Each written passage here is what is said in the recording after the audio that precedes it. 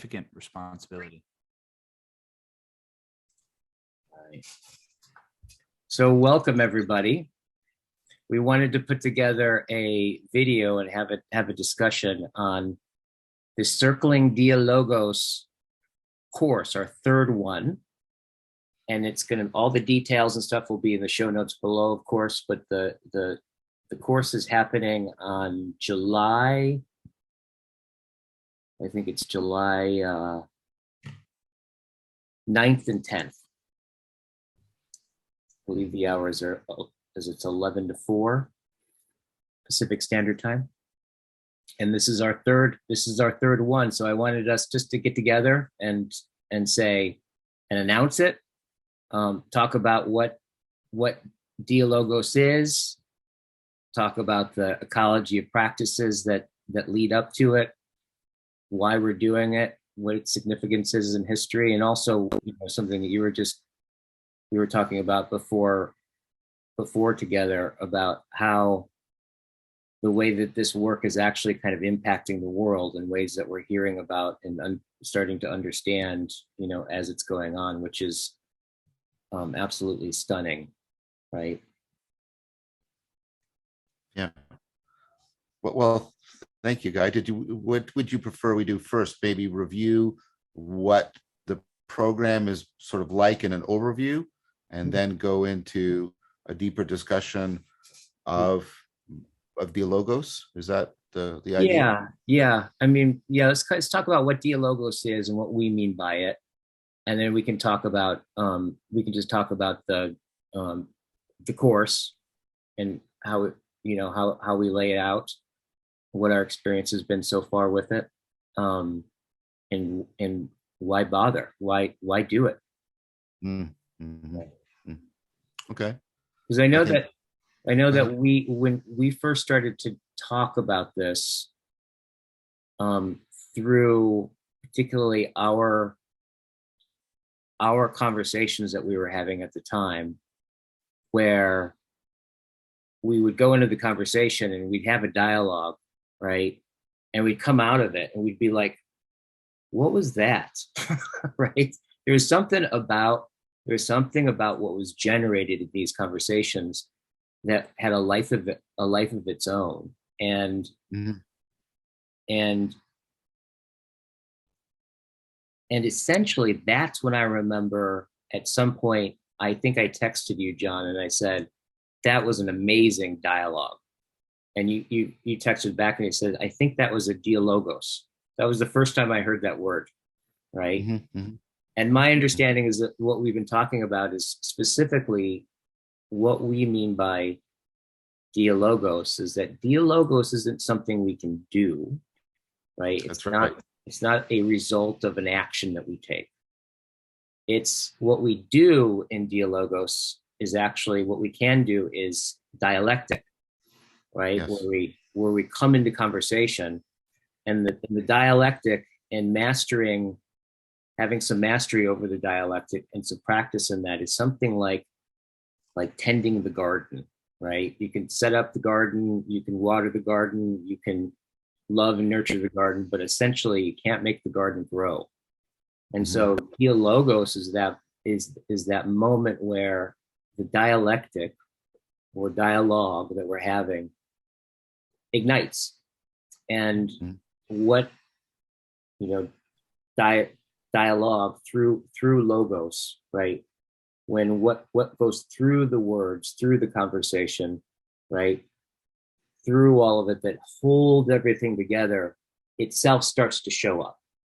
And specifically, it starts to show up in the way that the logos, in some sense, the people in the dialogue start to give voice to the logos, and we start to say things that we didn't know, and we don't know where it came from. It's that kind of sense of where it's something greater than the sum of the people together, and it ignites. And so Dialogos is specifically that, like, points to that moment, that thing that goes beyond what the three of us or the interlocutors themselves, greater than the sum total. Anything you'd add to that? Um, I think, sorry, Chris, you go ahead. If you No, wish. please, John, go. Yeah, I mean, I typically say that dialectic is a practice and dialogos is a process that we participate in. An analogy I sometimes use is you can cultivate a bunch of skills of communication, of paying attention, of character traits that would make you more capable of being a good friend. But you can't come up to somebody and just activate those skills and traits and that person become your friend. Friendship doesn't work that way. It has to emerge out of something that is co-created by two people beyond, right, beyond any sort of transactional relationship they have to each other. So they come into a relationship and they come to value the relationship for its own sake. Now, you can do a lot so that you could be a better friend, such that friendship is more likely to emerge and to deepen. And so we can do a lot so that this living conversation, it's not just a conversation, it's also an exploration and explication of how we're making sense. It's right, we're making sense as we're speaking, which affords us speaking, which affords us to make sense. And right, so in the same way, there's a lot we can do to afford the emergence of that logos, that living system of speaking and sense making and insight and reflection that takes on a life of its own between all of us. And there's a lot we could do to prepare so that when it takes shape, it also progresses in depth, just like in friendship. But the heart of Dialogos is something you participate in, the way you participate in friendship. It is not something you make. And that is precisely why it is so incredibly important and valuable. One of the central things, and I get this from, I've been reading a lot of DC Schindler and other things and working with Chris on the Socrates and Kierkegaard series about the leap of faith and the leap of reason. And one of the things that has become really central, and it picks up on something, Spinoza, the most logical of the rationalists, right, says reason can't bring you to blessedness because reason operates within a particular orientation, within a particular framing. And that framing can be egocentric, where the reasoning is always, how are things relevant to me? Or it can be transactional, which is just a looped version of egocentrism. But what Spinoza says is, no. You have to get something. The only thing that turns you away from egocentrism is a profound kind of love, where love is understood not as a feeling or not even as an attitude, but an intimate affinity and conformity to something. And so he talks about participating in God, right? Or what he means by ultimate reality. And so when we participate in Dialogos, we are drawn beyond our egocentrism and we're drawn into conformity. We find a love for the logos that I think is at the core of us having the proper orientation that makes us truly capable of the proper exercise of reason. Iris Murdoch said, love is when you realize that something other than you is real. And so Dialogos brings people to this profound kind of realization where their orientation is redirected, right? It's transformed, and people express this by they discover kinds of intimacy that they always wanted but didn't realize they wanted, an intimacy with them and a simultaneity, and this is so an intimacy with themselves, with other people, and then usually to the logos itself, and sometimes through the logos to being itself, and all of those are interwoven in that in that way that is proper to love. Because the thing about love is you do get a sense of the fullness of your being, but if it's proper love, it's not an egocentric consumption. So I think that this ability of Dialogos to properly reorient us is something that is so fundamental. I'm reading a really excellent book right now by Werner Stegmaier. It's got to be good. His name is German, right? But this is What is Orientation? And he's making, pardon me? Been wondering about what orientation was. Yeah, and it's a profound thing. And he makes the point, and it lines up with a lot of the work I do with relevance realization and other things, that orientation is primordial. And that everything else depends on it. And until you're oriented, you can't actually do anything. You can't reason, you can't problem solve.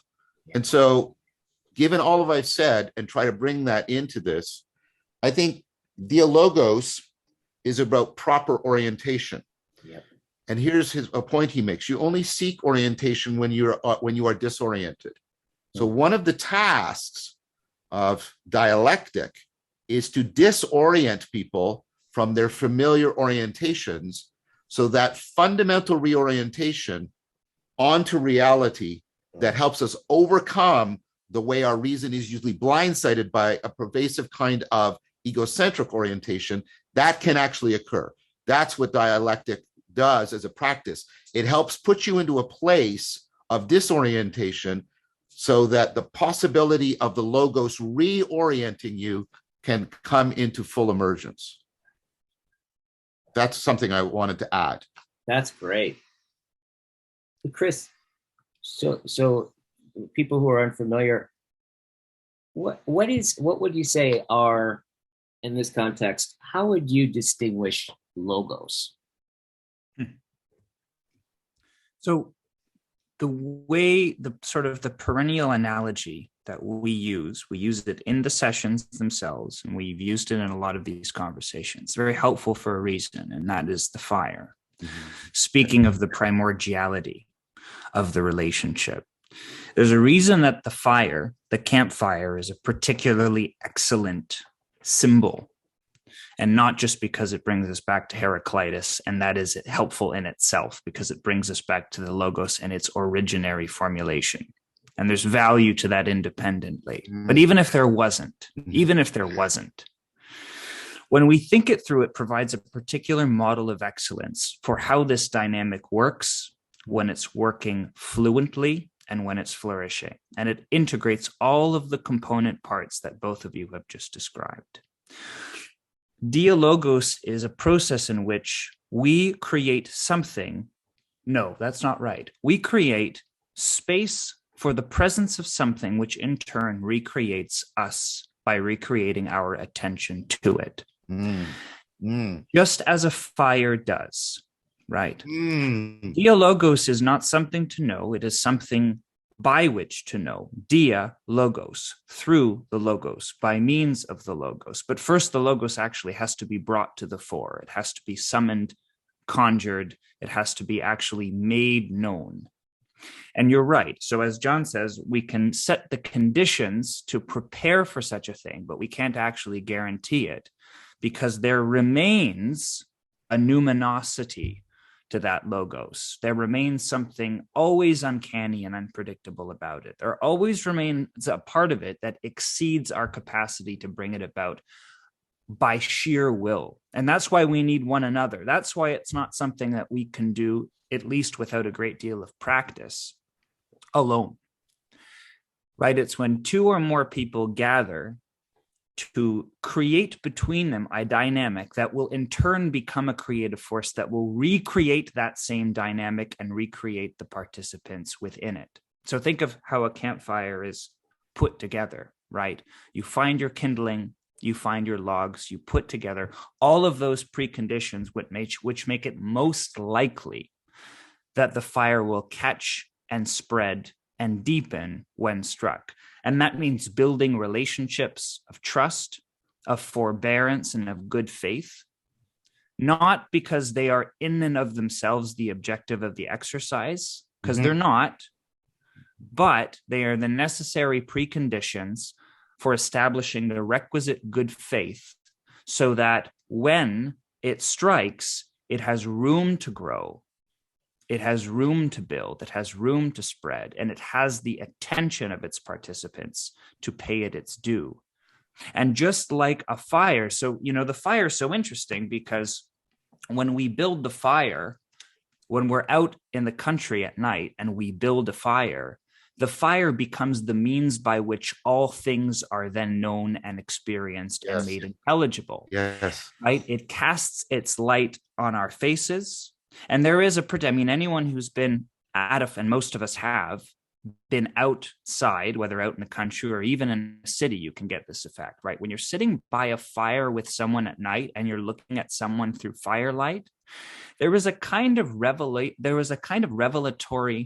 aspect to that experience. There's an intimacy, there's a kind of disclosed secrecy about that kind of presence that is not felt if you're in another scenario, in another setting.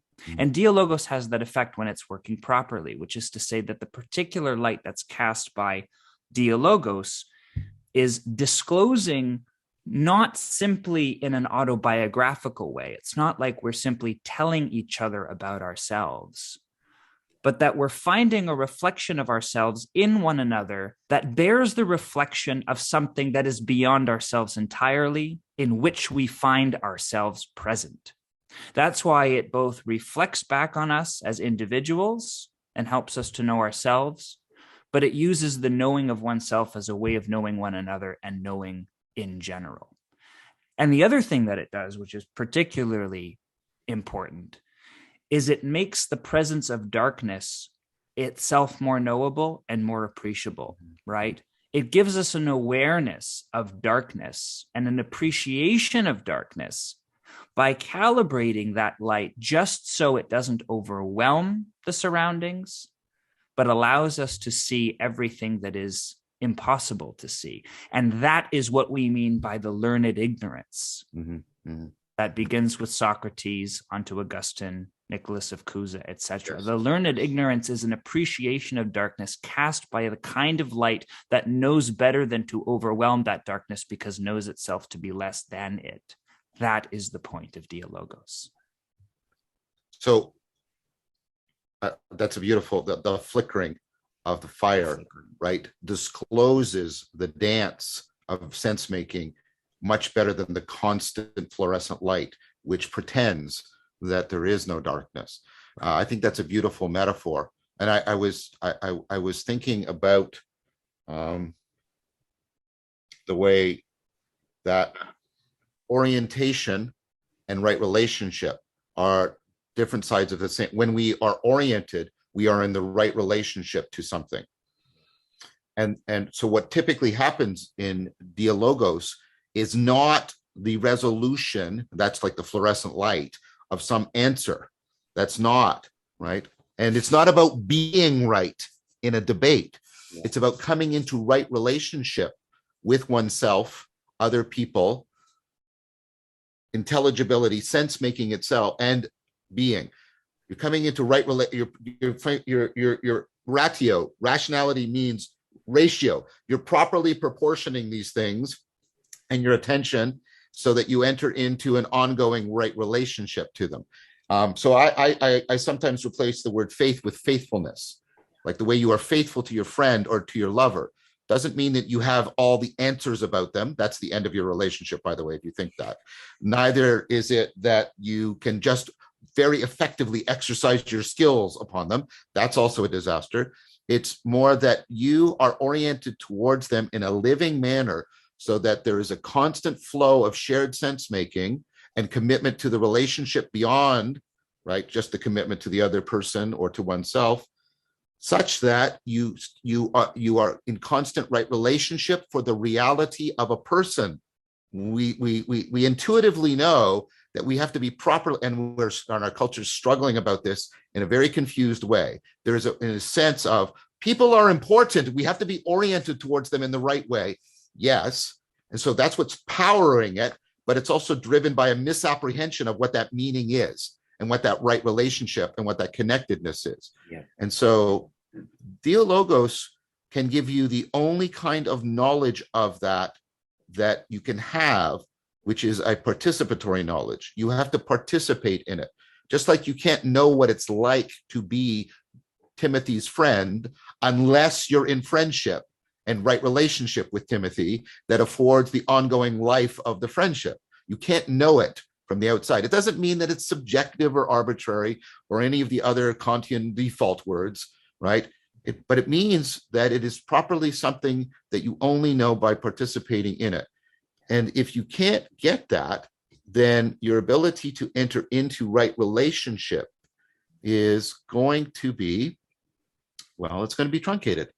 I mean, and that sounds harsh, and I'm not trying to be harsh, I'm trying to be helpful.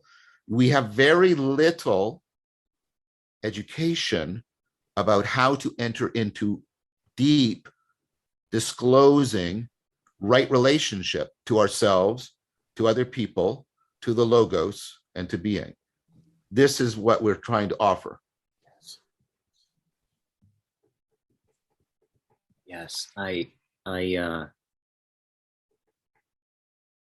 there, it's interesting with the fire, and I'm still lingering on that, what you said, Chris, about the face and the flickering, and especially when you think about the way that the fire in some sense actually kind of draws in the darkness. It doesn't just light up the dark, but it actually draws in the darkness and transform it, right? Through the conformity of like the way a flame, right, conforms exactly to the log that it's burning, right? There's a certain shape, but it transforms it and draws out this light, right? And lights up what's happening. And I would say that there's a sense with most people habitually in relationships, there's kind of an automaticity of that when we get together, people don't realize to what degree we're constantly trying to fix and solve people and solve people's problems and give advice and all this kind of stuff.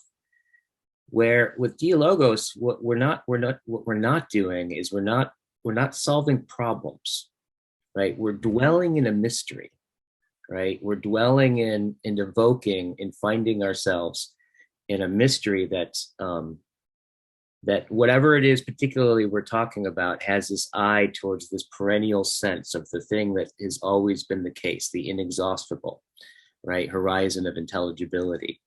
And just the experience of being in a conversation, being in a dialogue, and not fixing anything or solving a problem, but actually deepening a sense of wonder and mystery, right?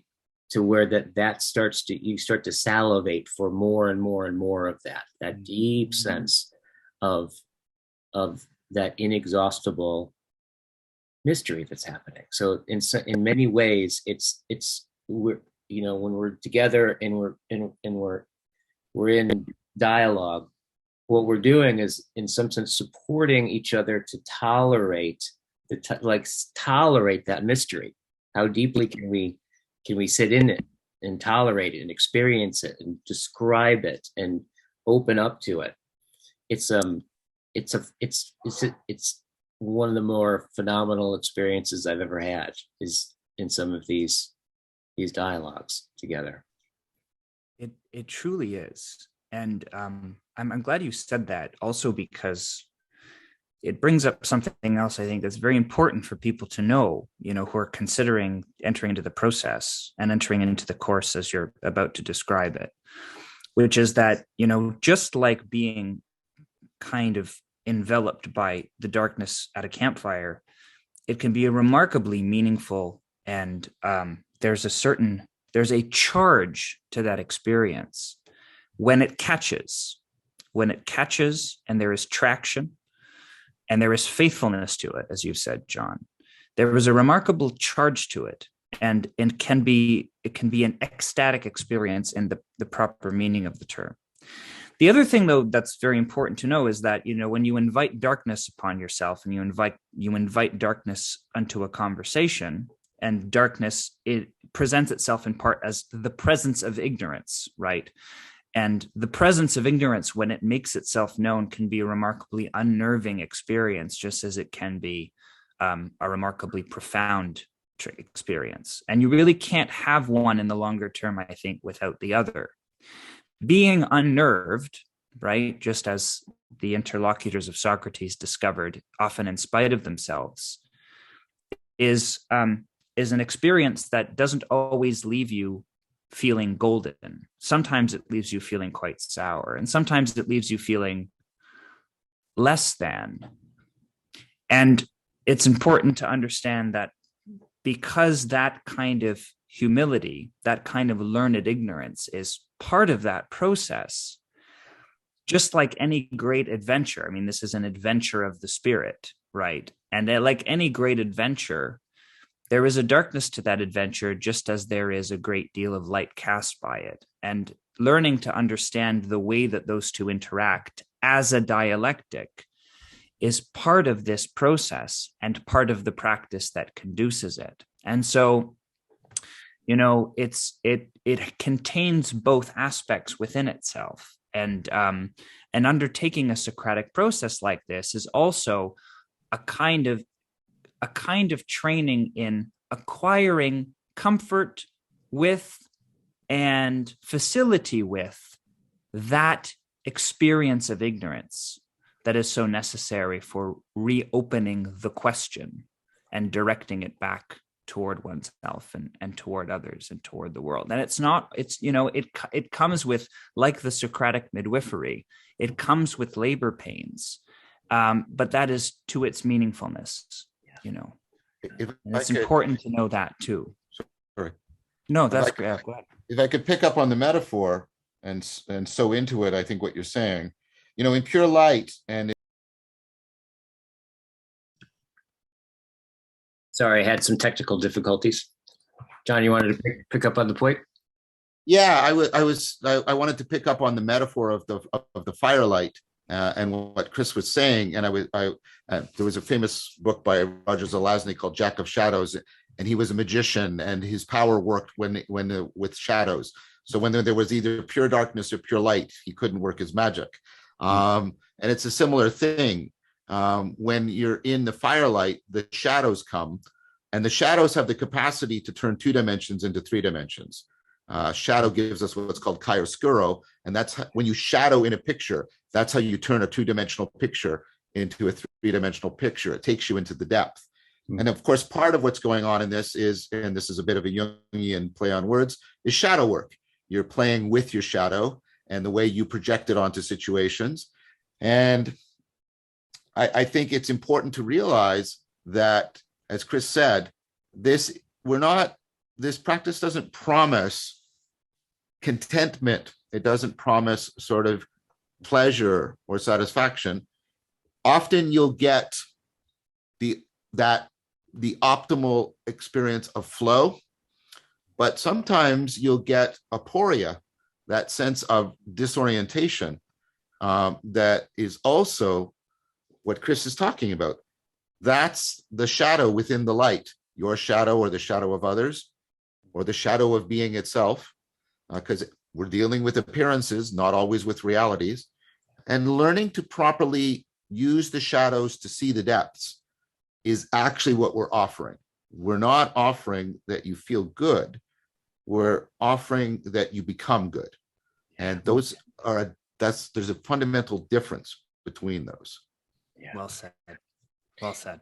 Really getting the sense of what you're both bringing up here is this sense, and I think people can get this, is like going through these practices and dialectic and dialogos is you could say is the culmination of a whole series of things that we're going to be doing.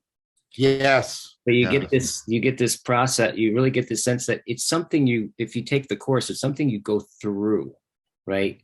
And so there's that sense of a through is on one level connotates I'm in something, but I'm in something that in some sense is beyond me, is beyond me, but it's beyond is right here.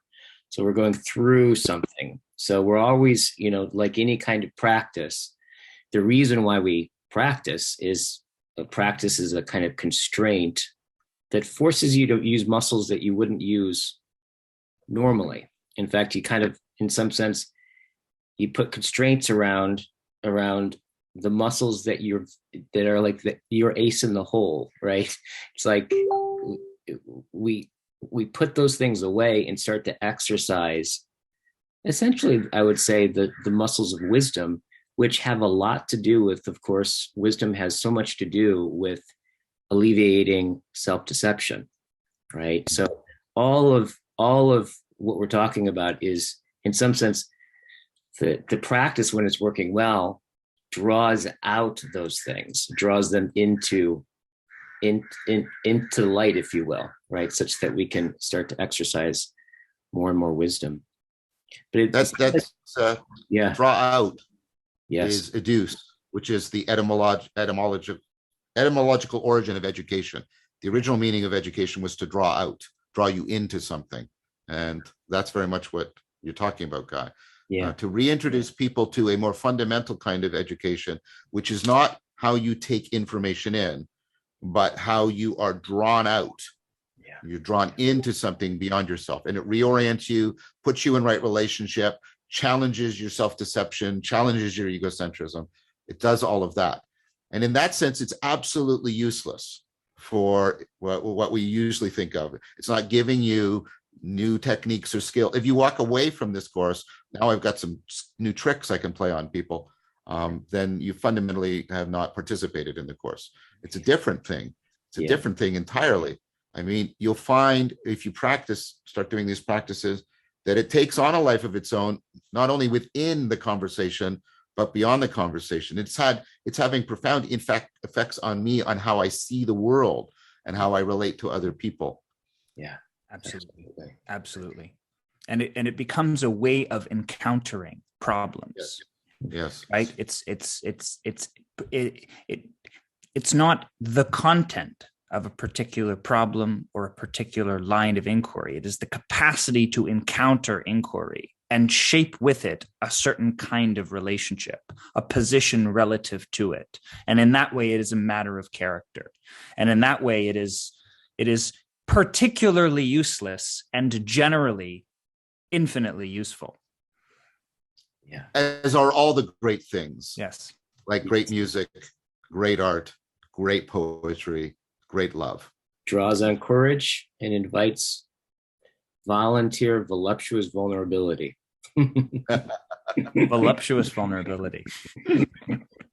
So this is probably a good time to go into just a little bit of the way the course is laid out. And it's I love the term that I first heard it from John, which is it's really an ecology of practices, right? So and I don't think we can emphasize this enough about dialectic and the Dialogos is the culmination, right, of it's like a high level practice that presupposes the capacities that all the other practices that are layered. So a big part of this course and what we've been doing is this is the third time we're going to be doing it, and we're it's a work in progress, and we're tuning it and focusing it and put a lot of thought into the way that we layer the different practices as it moves up into dialectic and the Dialogos. And so maybe we want to talk a little bit about how what the layers are and what each exercise and part of the course kind of zeroes in on. So, I mean, I can go through the overview. So we'll come in and so the first thing we're going to be doing is getting you to train your attention. And the proper practice for that is our mindfulness practices. And already we're doing an ecology because you'll do a meditative practice, which gets you to stand back and look at your mental framing, look at how you're oriented, look at how you're paying attention. And then we'll do a contemplative practice, which trains you to try and see more deeply into the world in an important way. Because something we haven't spoken too explicitly about, but I've already alluded to it, is dialectic is not just between you and the other person. What happens is people also move between levels of interpretation, levels of understanding that correspond to levels of being. And so that movement along that vertical axis, and so you can pay attention. Oh, wait, all of these are part of this, and all of these are part of this. That ability to do that is a contemplative practice. So we teach you a meditative practice, a contemplative practice, and that starts to train your attention both ways, the in and out of meditation and the up and down of contemplation. Then Guy and some of his excellently trained facilitators will take you through some basic circling practice. And the idea of the circling practice is to learn how to use conversation, not to convince, not to correct, but to enter into a right relationship with yourself and other people, and in a deep way, and get into a shared flow state where you are provoking insight and other people, they're provoking insight in you. Then we move into a practice called philosophical fellowship, in which we take all those skills and we orient them towards a philosophical text, so that we are learning how to come into right relationship with a text that is trying to make us wise, rather than just trying to consume its propositions. We enter into, and I think this is a good way of saying it, how do I properly love this text? How am I oriented towards it so it can draw the best from me and we can draw the best from it together?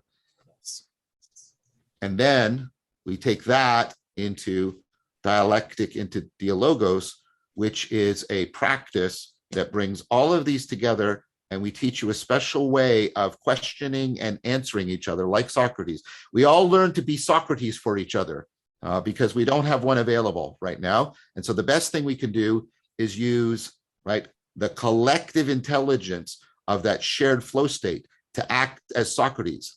We try to make the Logos our Socrates, and we try to take, right, we try to participate in allowing that Logos to educe us, to tutor us, to draw us beyond ourselves.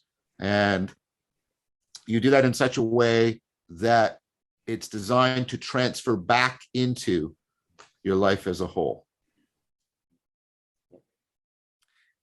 Something to add as a sort of in the margins of all of this, especially when we get to the culminative practice of dialectic into Dialogos, and the conversation, the interaction becomes less centered on the felt presence or the felt character of a person's experience, and becomes directed unto the discussion of a particular virtue and about ideas, right? When the discussion moves from yourself to the ideas, and you become implicated in a discussion about ideas, we risk a lot of things in doing that. One thing that we risk is some misapprehensions. One of them is that this is an exercise in something like philosophical scholarship on the fly, and it's not. No. Okay, it's not debate in any classical or academic sense of the term, and you need not have any philosophical literacy per se in order to undertake the practice. In fact, philosophical literacy, I mean, it can be an aid, to be sure, but it can actually also be a crutch. Yes, because you can become we can become so sort of persnickety and preoccupied and exacting about the philosophical propositions and their origins and their histories and their implicatures and their connotations and whatnot, and all of that can be quite besides the point, right?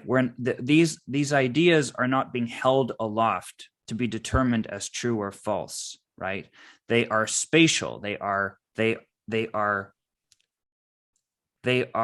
meant to open lines of relation through which to be, through which to know, right? In that sense, they are spaces to occupy. This is a container, this process. Right. And it's very difficult to do that without bringing all of the baggage that's associated with these ideas and turning it into something, turning it into something scholarly. But it's not.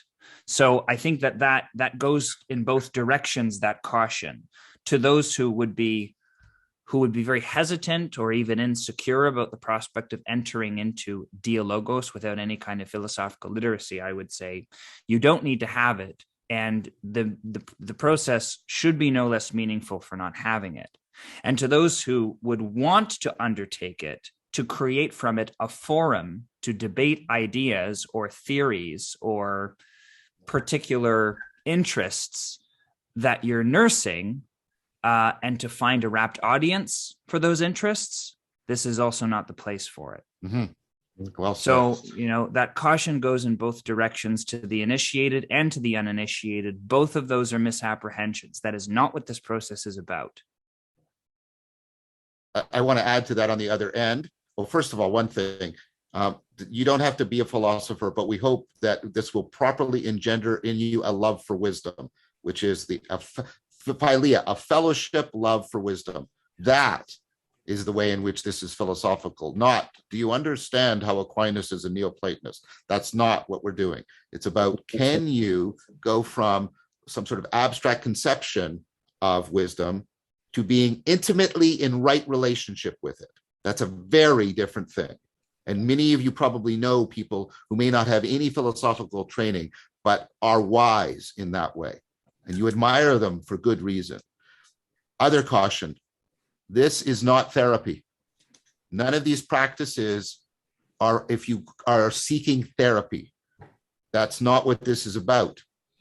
If you want therapy, you should get therapy. And I mean that with a moral imperative. You should get therapy. That's what you need. That's what you should. And this is not that. So you do not come to this because you want to work out your therapeutic problems. Yep. Okay, so it's not that. So if some of you might be apprehensive, oh, people are going to start talking about how they never really loved their mother and stuff like that. That's not what this is either. This is not group therapy. This is not group therapy. That's the other thing you need. It's between. Notice how difficult it is for us, even culturally, to say, wait, what's in between therapy and academic philosophy? Exactly. We have lost that orientation, which is the fellowship, love of wisdom. Yep. Totally. I just had the last Dialectic and the Dialogos practice session, which you can find on my channel online. I think we've done 4 of them so far. And the last one was so interesting because somewhere in the dialogue, we caught sight of there's a certain intensity that's happening in between us. And something's calling out. And the rest of the dialogue was this exploration about what it was that we were actually dialoguing about.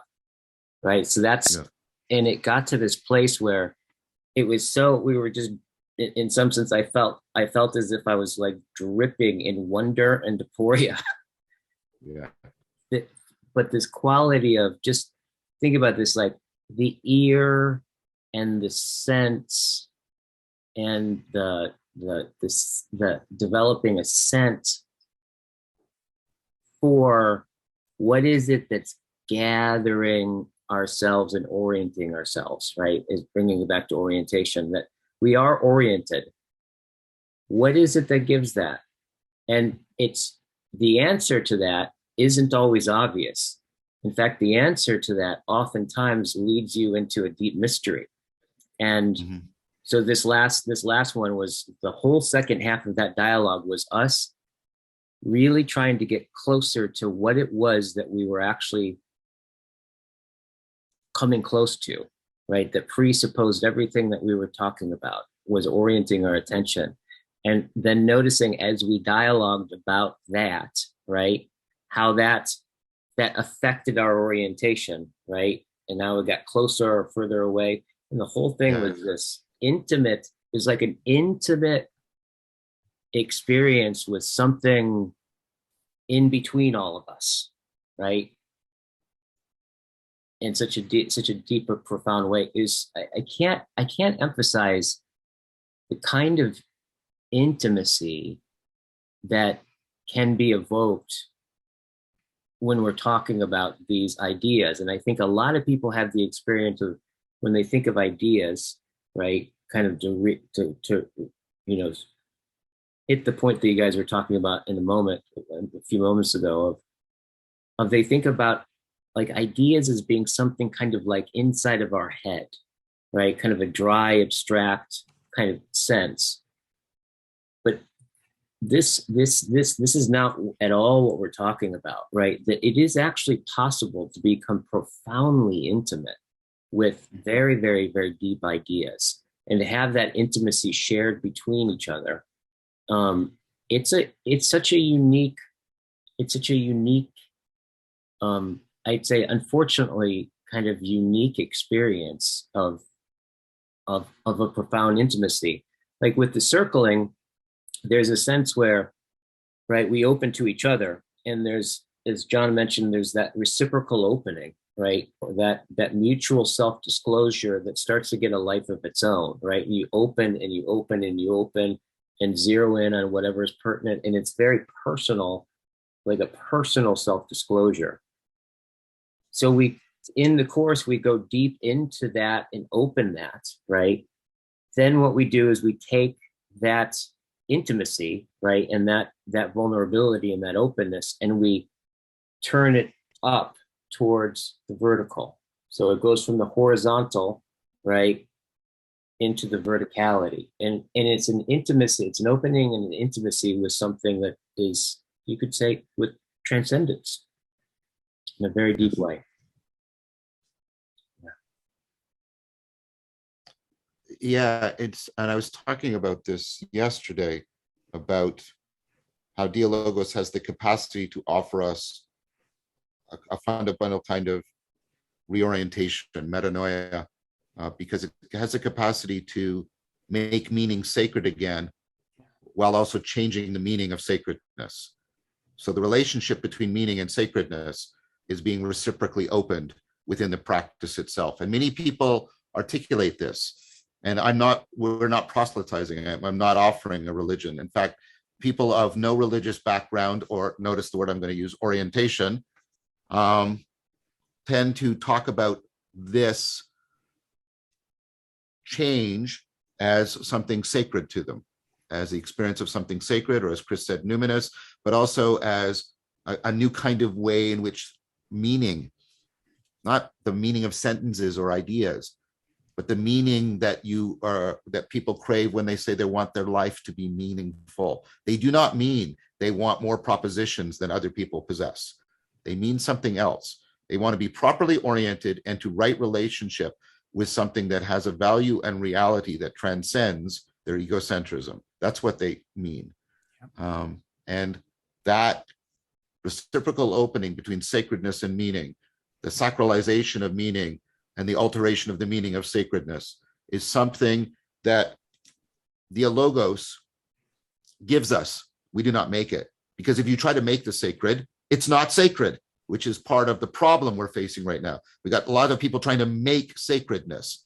You can't do that. But Dialogos has the capacity to give us a new way of orienting to the depths of meaningful reality and experience that is properly called sacred, but a new, I want to say post-religious, but not in any derogatory sense, a post-religious sense of the sacred, in the sense that it doesn't have to be bound, just like you do not have to come to this with a particular philosophical training. You do not have to come to this with any specific religious background. That's what I mean. Yeah. We all live inside of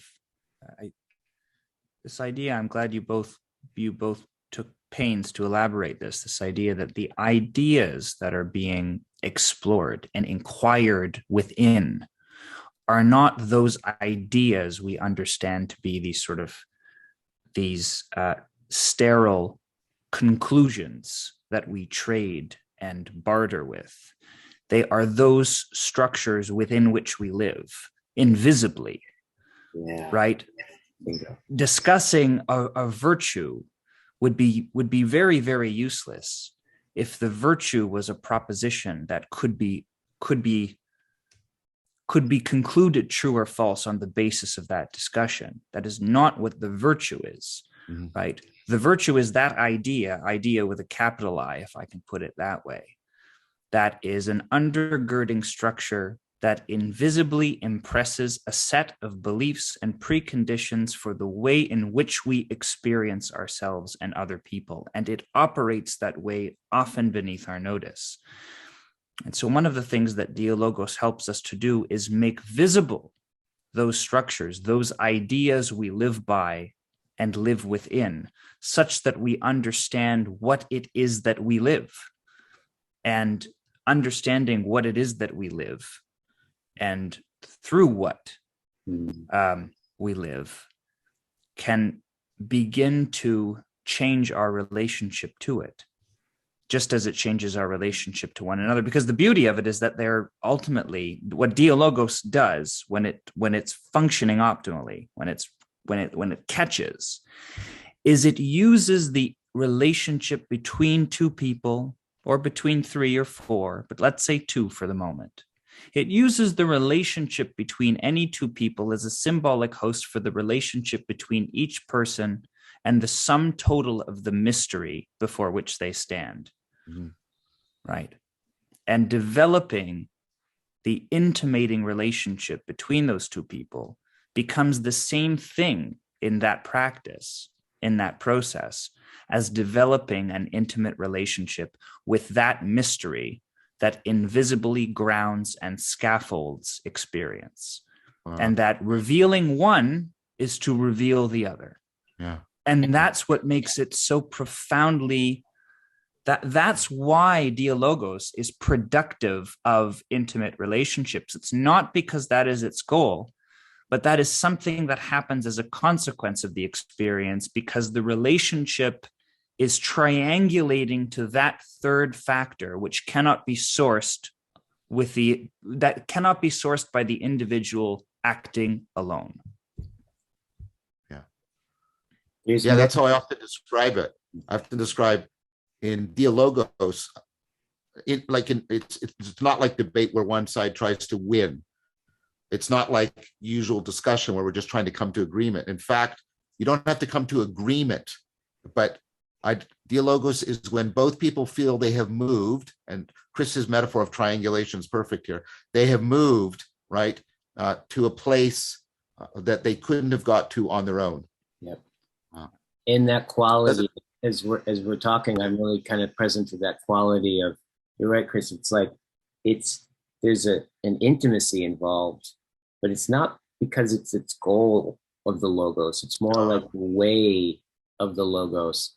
And there's that kind of quality of that, where the attention, which often habitually is like trying to look out beyond what we can see, and it's a little bit more like trying to discover what's right behind our eyes, right? That's the domain that we're coming into relationship with, is the thing that's kind of like the invisible hand that's holding everything together, that because it holds it in the way that it does it through its very invisibility. Yet when you see it from having found yourself already in it and held by it. And such that when you bring light to that and get over here and see the contours of the hand for a second, it's this experience of it's a kind of, you could almost say, for me, it's like a deepening of a dynamical ontological faith and trust of that, oh, things are intelligible. There are things operating right below, underneath all things that I find myself I find myself already underway in participation with it. And so when that starts to become explicit, the experience of that is can be life-changing. Mhm. Yeah. And you know, you can't, it is unreasonable to look behind your own eyes without borrowing someone else's.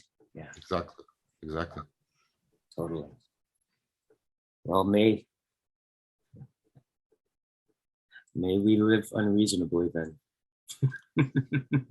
No, maybe we live reasonably so that we don't face that unreasonableness, right? Exactly.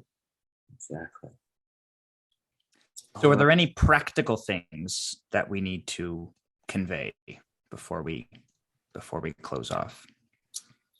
There's a discount until 2 weeks before the course. I think it's like a $50 discount, maybe $55 discount.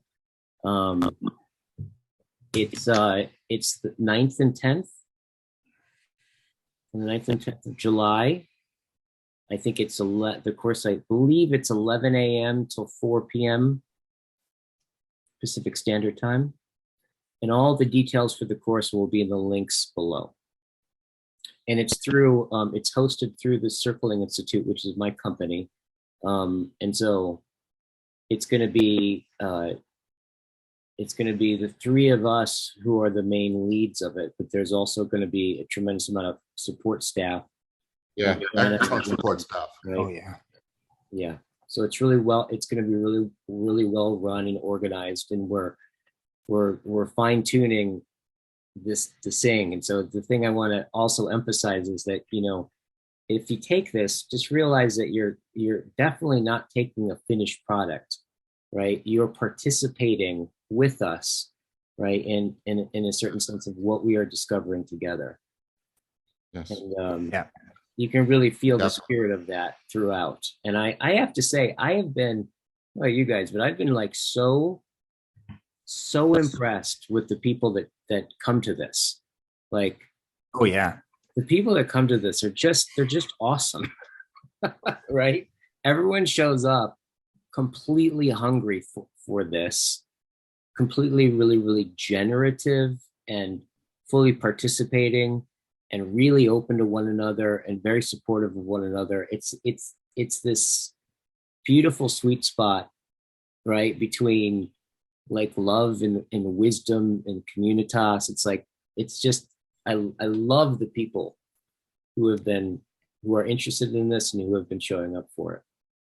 And we've gotten a lot of really helpful feedback from it too. Yes, you know, yes. people telling us based on what their experience has been, have been very helpful in you know, relaying it to us and helping us to figure out what to pay more attention to, how to, you know, the sort of how to distribute the time and how to finesse the exercises. And, you know, I'm glad you emphasized that. It's really important, because that you're coming to participate in something and to help sort of lend yourself to the creation and the refinement of a practice. And everyone who's participated already has helped to do that. And We've had people take, like, we've done 2, and we've had people that have come back from the first one and come into the second one, and they've been also helpful in helping us to understand, because they would compare the 2 and give us feedback. So that was also something for which I was very grateful. Yeah. And so you can get a picture of it. The majority, and kind of get this, is that this isn't going to be a lot of didactic teaching or lecturing. No. Right. The majority of it, and the point of this is that it's basically going to be, we'll gather as a big group, we'll set some context, we'll give some instructions, right, for the practice, and make sure you have everything you need, and then you're going to be going, for the most part, be in small groups, and you go and do the practice in the group together, and then we come back out and we answer questions and talk about our experience, and we go to the next layer, right? And you go back into a small group, and then you come back and we regroup as together. So it's, the majority of your time is going to be exercising, doing the exercises in the practice. That's what we're doing. This is a participant, full contact participatory sport. All right. Anything else that we want to say before we bring No, I this think that's to a an good place. opening? Yeah, I think it's a good place to close it. Okay, awesome. I'm so glad to be doing this together with you guys. If nothing else came of this, and all that happened was I got to know you guys and become friends with you guys, that's good enough for me. Yeah. Here, It is- here. Yeah, yeah, I agree. Thank you. Thank you. Thank you.